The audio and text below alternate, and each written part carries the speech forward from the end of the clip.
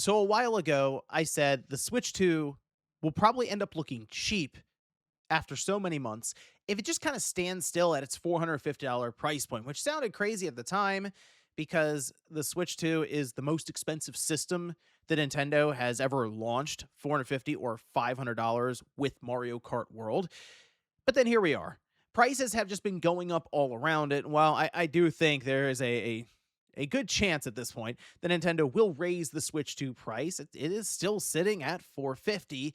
So when I saw another price increase happen yesterday, it made me look around right now at handheld gaming and just honestly how poor of a state it's in right now. And that's what we're going to go over here today. So if you guys enjoy the video, hit the like button, subscribe if you're new. I will say when I do kind of examine the handheld space now versus 10 or 15 years ago, it is much different in that a lot of our handhelds are also designed with other little wrinkles to it, whereas it's a hybrid model, or the controllers have to come off the side, or it has a kickstand because it's not necessarily always a handheld. Sometimes you just set it up on a table somewhere.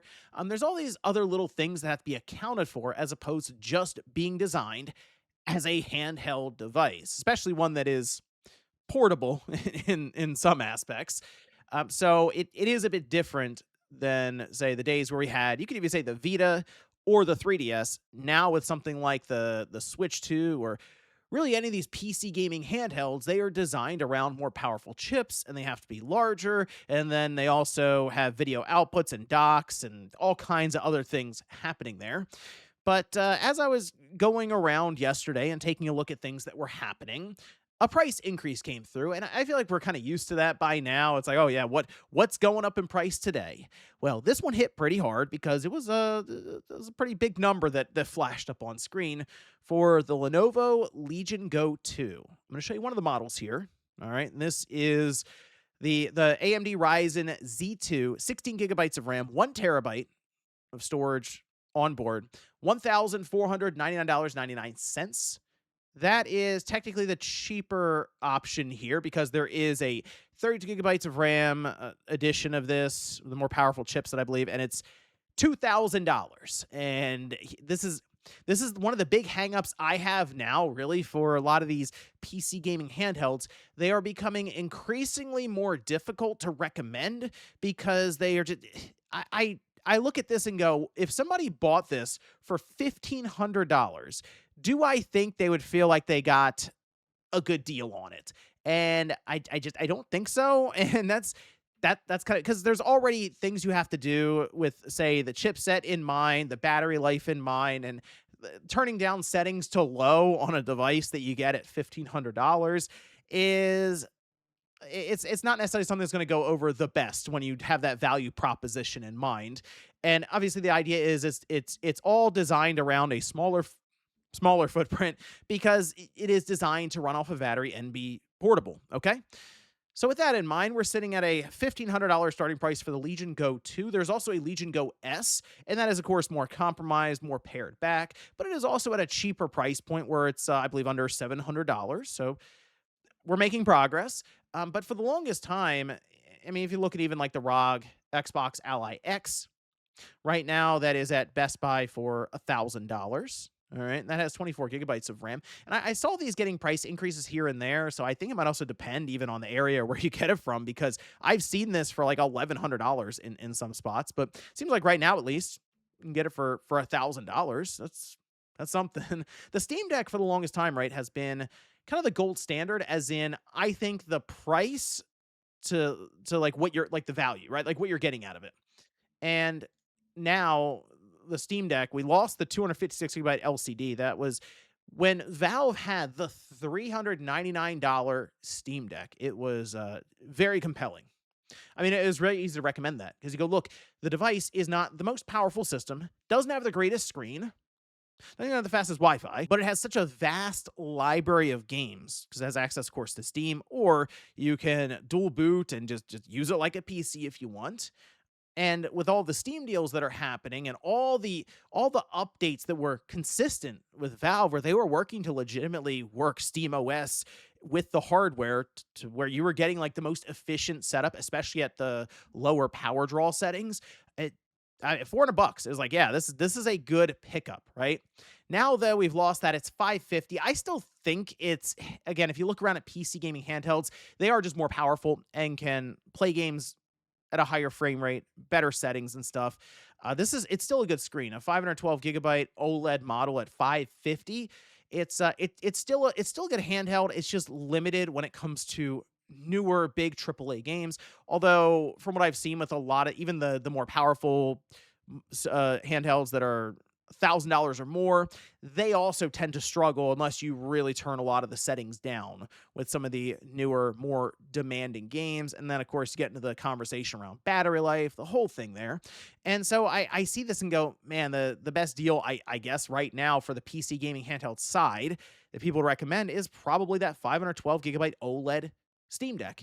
And it's like, man, we're at $550. And I think back to the old days of handhelds, and I would always kind of look at handhelds as the cheaper alternative. So you would have a Nintendo or even a Sony there for a while, where they would have a premium console compared to the handheld that would always be like a half, like in terms of pricing, half, maybe sometimes a third of what that console is going for, especially as you worked through the generation. The PSP at one time, brand new, was like 130 bucks in the US, and the DS got even cheaper than that. And the Vita, while it was still kind of around that $200 mark, the 3DS did also work down to getting cheaper than that even. But the point is, you would look across the table at some of their consoles, and you're like, yeah, okay, it's 200 versus 400 or something. Okay, I get it. And you also got games that tended to be handheld builds, we'll say, but at times a bit more creative, and their own versions even. I mean, there's some very, very interesting experiences to be had, as weird as it sounds, on the original DS versus the console counterparts. Even so with the PSP, although that was kind of blurring the lines at the time between handheld and console, right? So I then think about it and go, okay, right now, if I had to really look around for the budget option, what is the best value? And I stop and think, and I go, okay, it also kind of depends on what you want to do with it. So if you're someone who doesn't necessarily want to open the system, but doesn't mind maybe trying to run homebrew and open it up and hack the system, man, the Vita is still pretty compelling. It's a good system. And what's funny is people keep adding on to it still, which is interesting because it didn't have a massive install size. So right out of the gate, you have a limited number of systems to even design for and create the homebrew or ports for. But I think the hardware itself is so interesting to a lot of people out there who are really in the weeds with this stuff that it's almost like a challenge. What can we get on the Vita? So when you look at a lot of the ports that are going to it, there's like a Devil May Cry mobile version that recently, a lot of this stuff happened in the last month or so, got ported over to it. The thing that I thought was awesome, and I had to fire it up on my own Vita just to see, Animal Crossing got moved over. Yeah, the GameCube version of Animal Crossing. It went through a whole decompilation, so people are just porting it. I think it's 99% done, but that's enough for people to at least move it over to other hardware. And it runs really well, like better than you would expect. And it's a funny thing to see because you can go into the options and play around with some of the resolution settings and stuff, which is kind of cool. But the Vita just has a lot of stuff working for it in terms of homebrew. And the Vita is sitting at like $150 or so, the non-OLED version, in pretty good shape. And you can get one out of Japan and just mod it anyway. So you can to have your pick between all the interesting colors and stuff. So I have like the bright blue, almost turquoise looking one, and it's pretty cool. The orange one, probably a standout though. I think that's the one I recommend. I should also mention all of these emulation handheld devices that have released over the last several years now, because they do fill in that lower end price point to where you do have, say, the Ambernick, which can be kind of basic at times. You can also work your way up the ladder to some more expensive ones, but you can get some of the more standard ones that'll play a lot of older retro games, and you'll be able to get it for under $100. There are some that are like 60, 70, 80 bucks even. So that is something to look into if you're more on the side of, I want something that's easy to travel with, because you can get some that are fairly small and it'll play a lot of your PS1, N64, or Dreamcast games. The other system, and it's so funny to think about it now, because I know that people looked at it when it first released and they said that doesn't make any sense for the brand. The Switch Lite, I mean, I look up and down eBay for this thing, and people are just selling them like crazy right now for close to $100. I'd say with shipping and stuff, you're still in like the $120 range. But for a Switch Lite that knows what it wants to be. It's not trying to, hey, we have detachable Joy Cons and it can dock and do all this stuff. I understand that there's then less capabilities for it, but I do think the form factor, the screen size, the fact that it has a D pad, all of that benefits the experience then. And I actually think it's a good system to check out if you're someone who is maybe even like, oh, I wouldn't mind playing, say, Tamagotchi Life that's out in a couple of weeks, but I got to buy a whole system for it. You then realize, oh yeah, the Switch Lite can do it, and that to me, that's a game that I mean, people probably remember as a handheld experience on the 3DS.